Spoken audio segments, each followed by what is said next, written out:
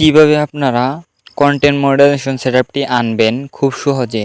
বর্তমানে কিন্তু invite invite দিবে, কন্টিনিউ যখন কাজ করবেন তখন আপনাকে ফেসবুক থেকে ইনভাইট দিবে। তারপরে আপনি ব্যাঙ্ক অ্যাকাউন্ট সেটআপ করে ফেসবুক থেকে ইনকাম করতে পারবেন কন্টেন্ট মনিটাইজেশন সেটআপটি দিয়ে। তো কীভাবে পাবেন আমার মতন দেখেন, আমিও পাইছি আমার এই প্রোফাইলের মধ্যে। আমি পাইছি মূলত একটি কারণে, সেটি হচ্ছে যে আমি রেগুলারিটি মেনটেন করে কন্টিনিউ রিলস ভিডিও আপলোড করছি 2 থেকে 3টি করে। প্রত্যেক দিন সকালে একটি, সন্ধ্যায় একটি করে রিল ভিডিও আপলোড করছি।